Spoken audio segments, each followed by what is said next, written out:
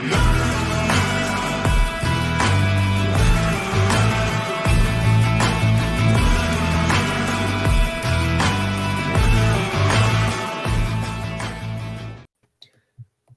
everybody. Seminole Sidelines is back, and this will be a softball edition because what else would we talk about right now other than Florida State softball being one game away from making it to OKC, avenging last season's shocking regional loss, and this is the way they do it. Lonnie Alameda joked after last year. She said, we're an every other year team, and so naturally, this has to be the year 2023 for us to make it to the Women's College World Series. And they are just 7 innings away, guys. Welcome to Seminole Sidelines. Those of you watching on YouTube, on Facebook, hello, Twitter.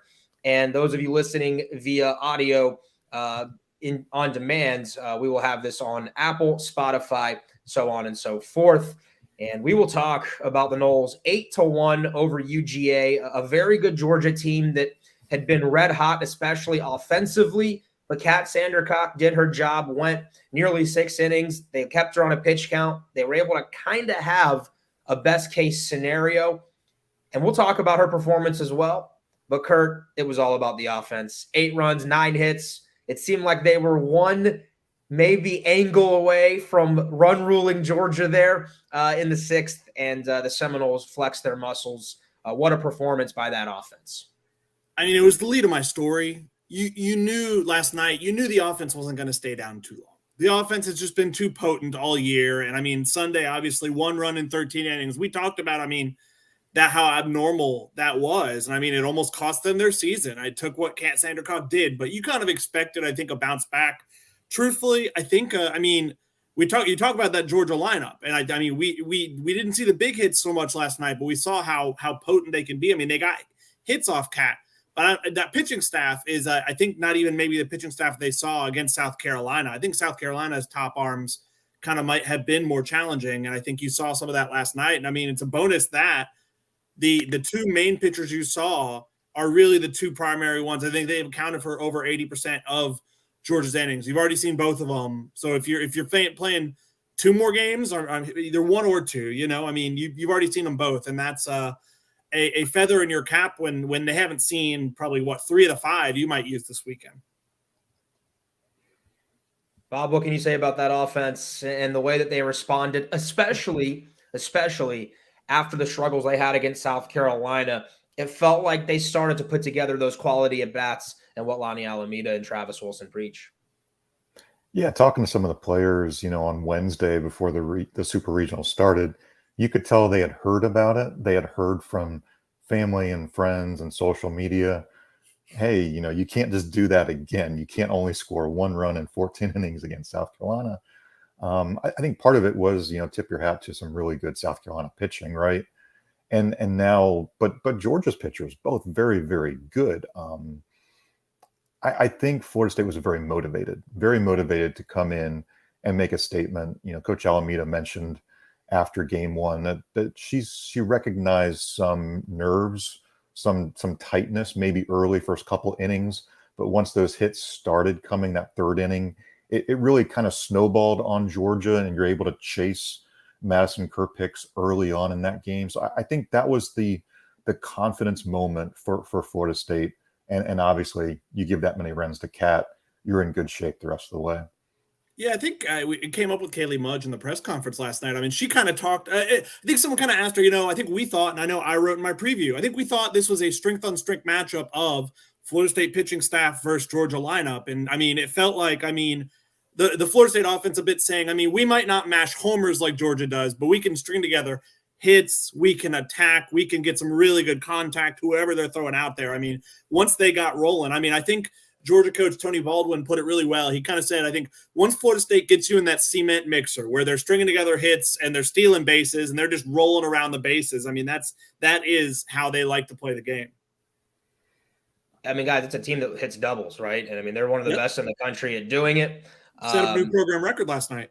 Correct. And so they go gap to gap. And I think that's been what Lonnie Alameda coins QPAs, right? They call them quality plate appearances. And so we didn't see a lot of those, I don't think, in the regional, especially after the Noles got to that championship final round against South Carolina.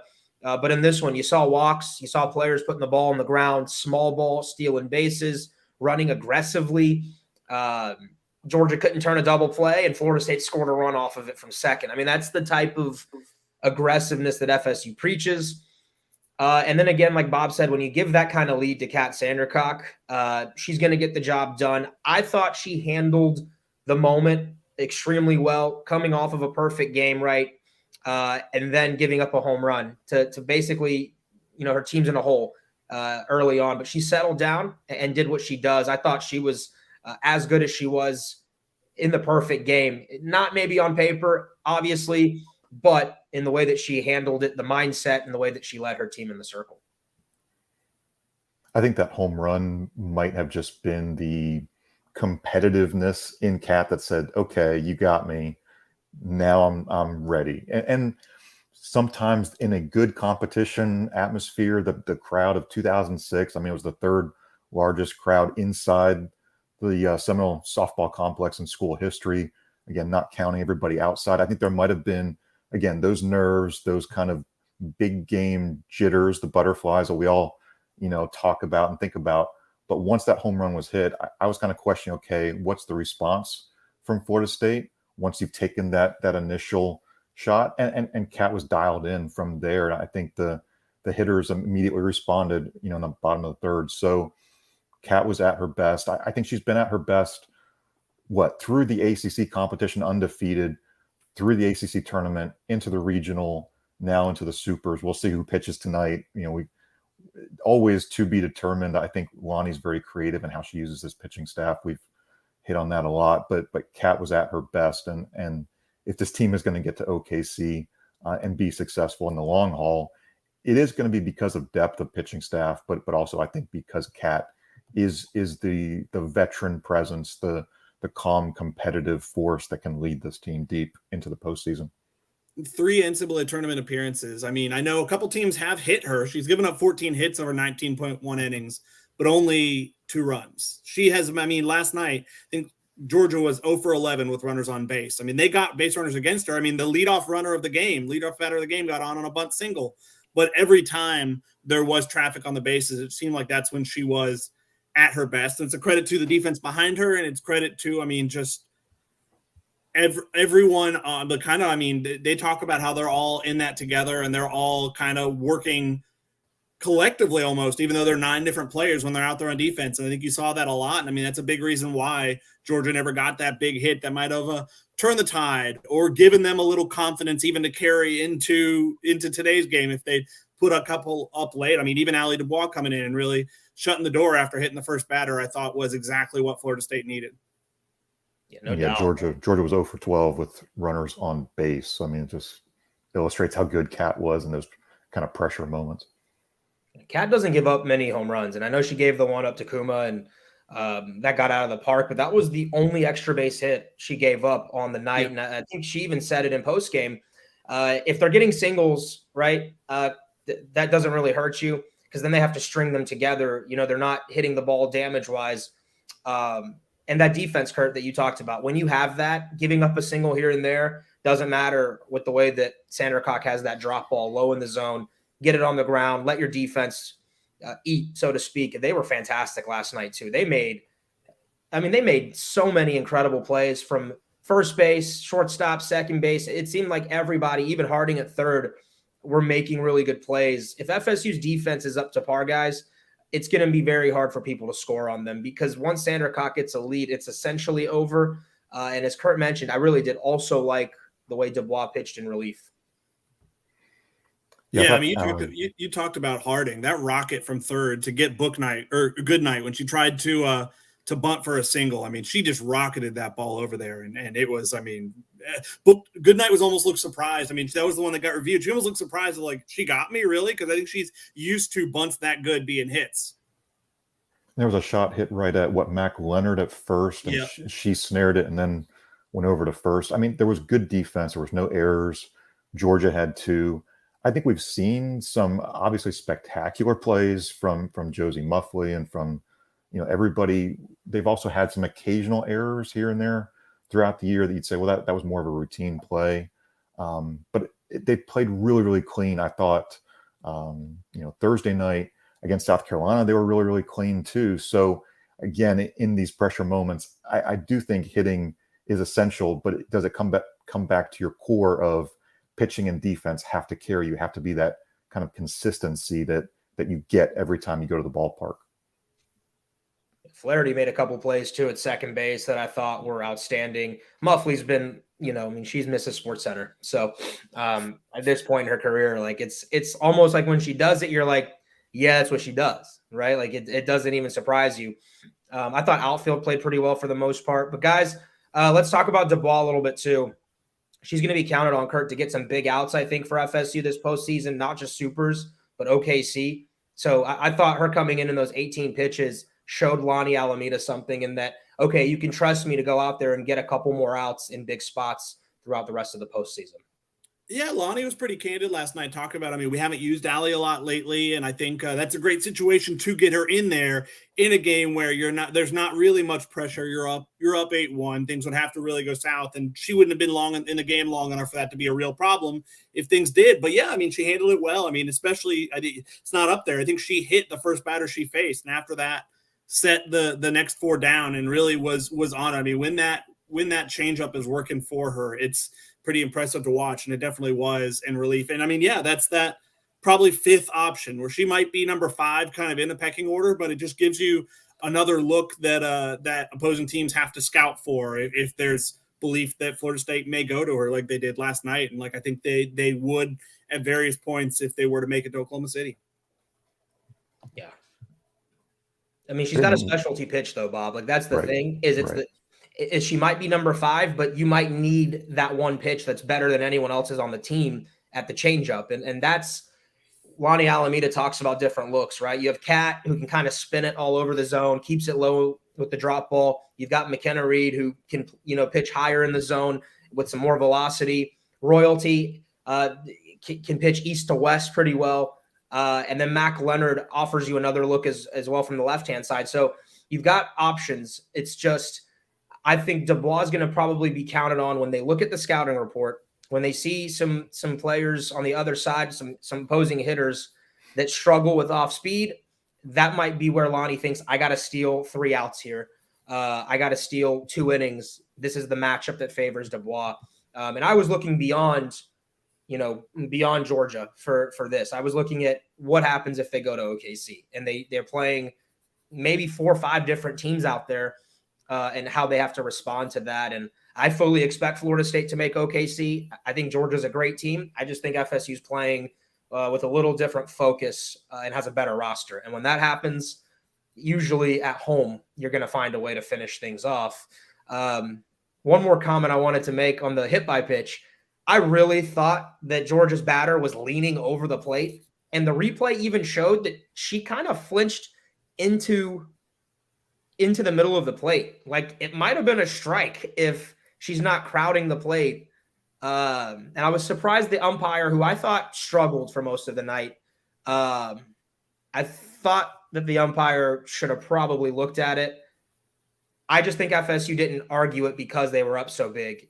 But anyway, I didn't like it for the principle of the game. I don't like when players are allowed to stick an elbow over the inside part of the strike zone. That to me is like, what are we doing? Anyway, offensively, let's talk a little bit more about that because there were some stars. Kaylee Mudge, as Kurt mentioned earlier, Kaylee Harding, the 2 Kayleys combined for 5 hits and 4 RBIs. Big moments from 2 players, quite frankly, Kurt, that are going to have to be big for you because of the experience that they possess if the Noles want to continue to make a deep run. Yeah, that's your what? Your 1 and 3 hitters in the lineup. That's 2 of the players on this roster who have played in OKC. If Florida State is to make it there, they were on that 2021 team. It was pretty wild. Kaylee Mudge last night was talking about this is her first home super regional, but she's been around with the program for a while. And yeah, they're tone setters. Kaylee Mudge, the top of the lineup, is the prototypical leadoff hitter. But it's great to have the leadoff hitter who's not a reliant on working walks or bunting for hits. She has some pop in the bat, as you saw with the 2 doubles last night. She can hit the gaps hard, and she's a menace on the base pass like so many people are. Kaylee Harding, is just a do-it-all hitter at the plate. She can do pretty much anything you ask of her, and it's been really fun. I mean, I remember she was a big part of that really shocking postseason run 2 years ago to the championship series against Oklahoma. I mean, she got red hot down the stretch. If she does that again, that can do wonders for this lineup. I think we saw the speed up and down the order too, and we talked about this being a consistent storyline. The team uses its speed to get to first, uses its speed to take an extra base and get all those doubles. Like Kurt said, that the program record, 3 doubles last night. That's great to see. You see speed up top with Kaylee Mudge. You see speed at the bottom with Josie Muffley. She helps to kind of flip that order. I know her batting average isn't where she would like it to be, but still every now and then she's getting those productive hits. Scored a run last night. So again, I think for the full lineup, almost top to bottom, not everybody did have a hit, but just to see lots of different people be productive, hits, RBIs, runs, I think that gives you a good feeling going into Friday night's game, where you just feel really like you're riding this momentum of confidence of what you can do as a team. Yeah, Keith, there were a lot of first pitch swings, and I think that was scouting report based on, UGA's pitchers did a good job, I thought, of not walking batters, at least for most of the season too.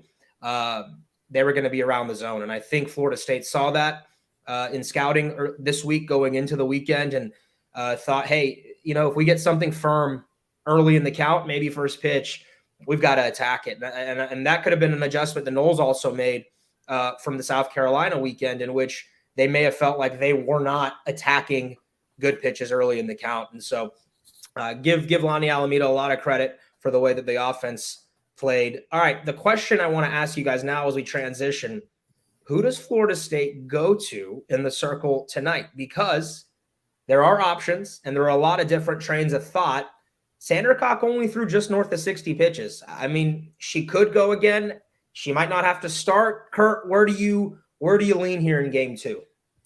You won game 1. To me, the only reason you use Sandercock tonight is if it's a close game late and you go to her as a reliever, as a closer. I mean, she has 8 saves this season, one of the most, one of the highest totals in the country. I mean, saves aren't especially a softball thing historically, where pitchers kind of throw 7 innings and that's how it goes. But I think that'd be the only reason you'd see Kat tonight, is if they're up by 1 or 2 or 3 late. Use to your advantage the fact that, like I talked about earlier, Georgia's used both their primary pitchers already. You have 3. I mean, McKenna Reed's been stellar as a freshman. Mac Leonard's been a really solid kind of opener option. She's not going to give you extended innings, but she might be able to give you a few to start things. And I think Allison Royalty, if she can have the control and command, and it seems like normally pretty clear early in Allison's outings if she's kind of got her command, or if it's not one of those days. I think use those 3 to your advantage, and you don't go to Kat unless you're trying to get that save, because she's the pitcher you feel best about overall. Yeah, I agree. I would either go with Mac Leonard, let her throw a couple trips through the order, or go McKenna Reed. You can even flip-flop them in a different order. But I think I totally agree. You want to try and rest Kat as much as possible today, because if you do go to a game 3, you want her to be totally fresh, totally ready. We don't even know what a game 3 start time could be. It could be at noon. It could be in the heat of the day. It could be at 8 o'clock, because it could be a Florida State, Georgia, ACC, SEC matchup that's really attractive to TV. Because we don't know, I think you have to prepare for these possibilities down the road. So I'm with you. McKenna or Mac make the most sense. You had to speak it into existence, Bob. But you have to plan as a coach. No, you're absolutely right. And even beyond that, do you want them to see her 3 days in a row? Because if you throw her in some capacity today and you lose this game, you're probably starting her tomorrow, and that will be the 3rd straight day they're seeing her, which is pretty much the same situation Florida State's hitters are going to be in with Georgia's, where I think, they got some hits off her tonight, but not a ton of especially hard contact. And like you said, only 1 extra base hit. The more they see her, the more they might be able to have some success, get confidence going against her. I think I understand both trains of thought completely, and I think you both have valid arguments. I also lean towards maybe you don't pitch Kat Sandercock tonight unless you need her late. I'm not as hesitant about Georgia seeing her 3 times in a row. One, Kat's been in college now for 5 years, 4 or 5 years. She's pitched in every moment. She's been in OKC. To me, it's like that's if there's a pitcher you don't mind, you're going to throw her out there, right? However, you do have Kenny Reed, who probably needs to experience something like this in her career. Lonnie Alameda has done this before, where she gives younger pitchers a moment to have a chance, even, where common knowledge might say, go to your experience. We've seen that in previous postseasons. Mac Leonard, threw against Marist early, although Marist is not the quality of Georgia. And I don't believe that Mac started a game in the ACC tournament either. I think she came in relief. So they're probably going to go to the matchup. I don't think it'll be Dubois to start tonight. So my bet is it's either Kenny Reed or Mac Leonard. Royalty, I just don't think is giving you the consistency that you need in a postseason right now to go in and get to maybe start a game. But you might need Royalty at some point if the matchup dictates it, and you need her to get you a couple outs the way that we talked about with Dubois. But I tend to think it'll be Leonard tonight because of the experience, and I'm on the same page as you guys. However, I think I would like to see McKenna Reed go, and she's had big starts already this year against Duke, Florida, Clemson, right? So, like, to me, that's kind of the level of a Georgia, team. So that's where I think you're going to see both unless one of them gets in a roll. Unless Mac starts and gets in a roll or McKenna starts and gets in a roll, I would imagine you're going to see both of them. Yeah, that's got to be the way you go, right? And then again, if you have Kat Sandercock available late and you're up, I think if you're in the fourth or fifth inning and it's 2-1 FSU or 3-2, that might be where you're like, all right, Kat, we need you. I do like that FSU has seen both of Georgia's arms, main arms. And hit them both pretty well. It seemed like all three of their arms who pitch. I mean, that was the third number three was their number three, right? Like that wasn't someone buried down their rotation. So it was Kylie Macy. I think she's only thrown like 30 innings this year, but she's the only one besides the other two thrown more than like 10. Like those are the only three they're going to throw this weekend, I have to imagine. Like it would be a surprise if they threw anyone else. All right, can I get some predictions from you guys before we sign off here for the day? Do you think the Noles end it tonight, or does this thing go to a game 3 if necessary tomorrow? I think it's over tonight. I think Florida State takes care of business, and I think it'll be a closer game than last night. I agree. I think Kat Sandercock probably not starting and maybe not throwing at all opens up the opportunity maybe a little more for Georgia. It'll be an interesting stage for McKenna Reed. With pitching, will she start or will she come out of the bullpen? It's a big stage for a freshman, kind of with the chance to send her team to Oklahoma City.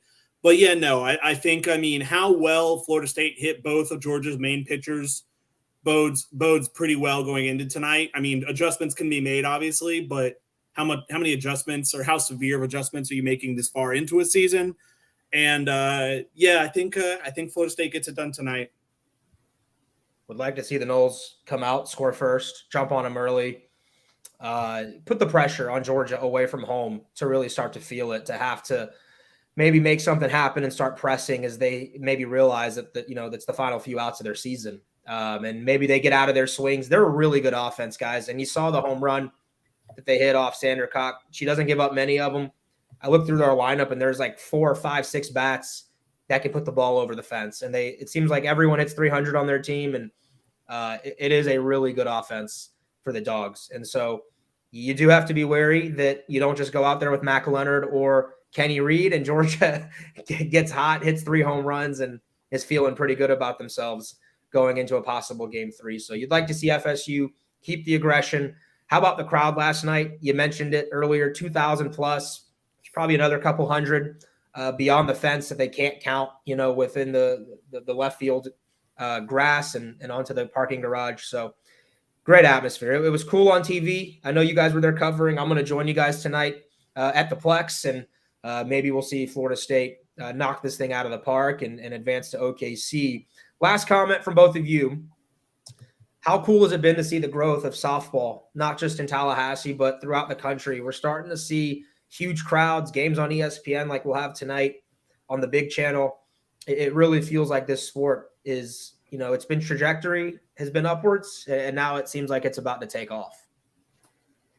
Yeah, I think it's taken maybe the last 5 or so years. I remember Coach Almeida saying, back in Sydney Sherrill's freshman year, she and some of her teammates were begging, people to come over. Hey, we've got a game tonight. Just don't walk over to baseball. Stay for a couple innings and watch softball. So it truly has happened really fast here. Look, we all like to critique ESPN to some extent for some of their things that they do, but they have elevated this sport to an incredible level. They like the best of 3 super regional format. The coaches, I think, do too. It's been a good relationship there. We've seen the sport really get to an incredible point to where, hey, we need to talk yet again about more seats, another party deck at the Seminole Softball Complex, more berm space, something, because honestly, it's great. It's a great atmosphere to stand and watch, but I think people want to sit somewhere. And that just tells you how much people are loving and invested in the sport. People like park their cars on the top deck of the garage in those primo spots the night before to like lock in their spot. Like, I mean, that's like the level of commitment is crazy. And I mean, it's a fun product, no doubt. I mean, I think the speed and how Florida State plays the game and having pitchers like Kat Sandercock and McKenna Reed, I mean, make it a really compelling product. It's very high intensity. It's very high octane. It's kind of like, I mean, it's kind of like the sport that gives like an adrenaline shot to watch. It's a lot of fun. And yeah, I mean, I think it's a testament to Lonnie Alameda kind of raising the ACC up, and some teams have rose to meet them. I mean, there are 3 teams playing this weekend from the ACC? I think as many as the SEC, which is like a few years ago, it would have been crazy to think there are as many ACC teams playing this weekend in super regionals as SEC teams. And Florida State, I mean, it still seems to be remaining kings. I mean, or queens maybe is the better term. And I think they're the second highest ranked team left. And yeah, we'll see if they can make a run at it. You could have put probably 4,000 people at this game last night, and maybe even more tonight. It's amazing. Like, some people were joking, texting me, what if they move the game to Hauser and put up temporary fencing? And I know Lonnie Alameda asked for temporary bleacher seating in the outfield for this weekend. And unfortunately, I'm pretty sure due to safety hazards, they couldn't meet that request because of the way that the real estate works around the Plex. And you want to make sure people are safe watching.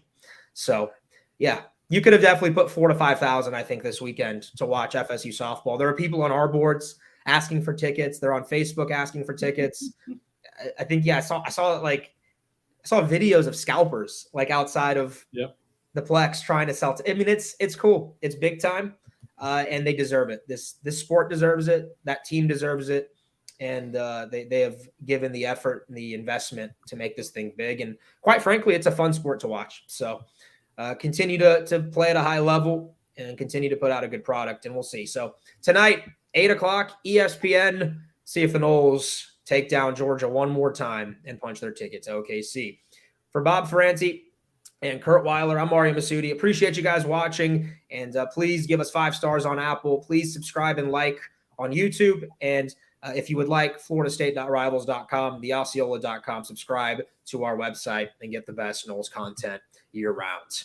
We will talk to you soon, hopefully on Monday, with good news from Florida State softball trying to beat Georgia. Until we talk to you again, this has been Seminole Sidelines.